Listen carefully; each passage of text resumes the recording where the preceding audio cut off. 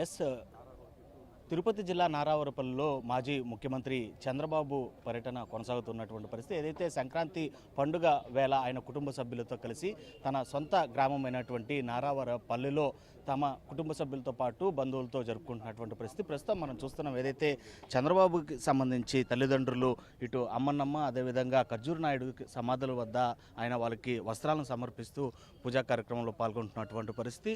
తన సతీమణి భువనేశ్వరితో పాటు అదేవిధంగా తనయుడు లోకేష్ ఇంకా మరికొంతమంది కుటుంబ సభ్యులందరూ కూడా అంటే మనవడు దేవాంశతో పాటు కుటుంబ సభ్యులందరూ కూడా ఇక్కడ చేరుకున్నటువంటి పరిస్థితిని మనం చూస్తున్నాం. కొద్దిసేపటి క్రితమే ఆయన తన స్వగ్రామంలో నారావరపల్లి నివాసం నుంచి కూడా ముందుగా దొడ్డి గంగమ్మ ఏదైతే అక్కడ ఉందో అక్కడ పూజలు నిర్వహించిన అనంతరం కూడా నాగాలమ్మ దేవతకి పొంగళ్ళు సమర్పించిన అనంతరం తిరిగి తన తల్లిదండ్రులకు పూజాది కార్యక్రమాలు నిర్వహిస్తున్నటువంటి పరిస్థితిని మనం ఆర్టీవీ స్క్రీన్ పైన చూస్తున్నటువంటి పరిస్థితి. అయితే ప్రతి ఏటా కూడా ఈ సంక్రాంతి పర్వదినాన్ని పురస్కరించుకొని కుటుంబ సభ్యులతో కలిసి స్వగ్రామం అయినటువంటి నారావారపల్లిలో జరుపుకోవడం ఆనవాయితీగా వస్తుంది. ఈ నేపథ్యంలోనే ఈసారి కూడా ఈ కార్యక్రమంలో ఆయన నారావరపల్లికి విచ్చేసి కుటుంబ సభ్యులతో ఈ పూజా కార్యక్రమంలో పాల్గొంటున్నటువంటి పరిస్థితిని ఆర్టీవీ స్క్రీన్ పైన మనం చూస్తున్నటువంటి పరిస్థితి. ప్రస్తుతం ఉన్నటువంటి రాజకీయ పరిణామాల పరిస్థితుల్లో ఇప్పటికే ఎన్నికలు సమీపిస్తున్నటువంటి వేళ ఖచ్చితంగా తనకి ఆశీర్వాదం కావాలి. తల్లిదండ్రుల యొక్క ఆశీర్వాదంతో పాటు స్వగ్రామంలో ఉండేటువంటి ప్రజల సపోర్టు అదేవిధంగా పుట్టి పెరిగినటువంటి తిరుపతి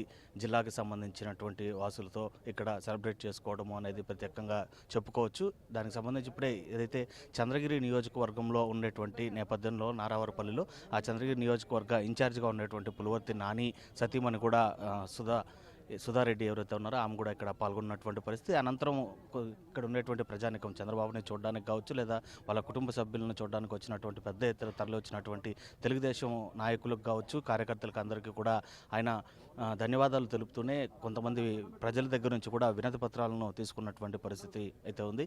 అయితే ఇవాళ సాయంత్రం వరకు కూడా ఈ పర్యటన నారావరపల్లిలో ఉండబోతుంది. అనంతరం ఏదైతే ఇప్పటికే టీడీపీకి సంబంధించినటువంటి చంద్రగిరి ఇన్ఛార్జిగా కొనసాగుతున్నటువంటి పులివర్తి నాని మొన్న ఏదైతే దొంగ ఓట్ల విషయమయ్యి ఇటు ఆర్డీఓ కార్యాలయం వద్ద జరిగినటువంటి నిరసన ర్యాలీలో తన పైన పెట్రోల్ పోసుకోవడంతో ఆయన కొద్దిగా అనారోగ్యం కారణంగా కూడా ఇంటికే పరిమితమయ్యారు. ఆయన నివాసానికి కూడా వెళ్ళి చంద్రబాబు ఆయన్ని పరామర్శించిన అనంతరం తిరిగి ప్రయాణం ప్లాన్ చేసుకున్నట్లుగా కూడా తెలుస్తుంది. ప్రస్తుతం మనము ఆర్టీవీ స్క్రీన్ పైన చూస్తున్నాం తన తల్లిదండ్రుల సమాధి వద్ద చంద్రబాబు ఏదైతే నమస్కరిస్తున్నటువంటి పరిస్థితులను. అయితే ప్రతి ఏటా ఇది సాధారణంగా జరిగేటువంటి తంతే అయినప్పటికీ ఇవాళ ఏదైతే ఏపీలో ఎన్నికల సమయం ముంచుకొస్తున్నటువంటి పరిస్థితుల్లో ఇటు బలంగా కూడా తను ఏదైతే నమ్మేటువంటి గ్రామదేవత కావచ్చు అదేవిధంగా ప్రజల యొక్క మద్దతు కావాలి అని చెప్పి కూడా చంద్రబాబు ఇక్కడ ప్రత్యేకమైనటువంటి పూజాది కార్యక్రమాలు నిర్వహించినటువంటి పరిస్థితి అయితే మాత్రం కనిపిస్తుంది. ఇప్పుడు జర్నలిస్ట్ మణికంఠతో లోకేష్ రిపోర్టింగ్ ఫర్ ఆర్టీవీ నారావరపల్లి.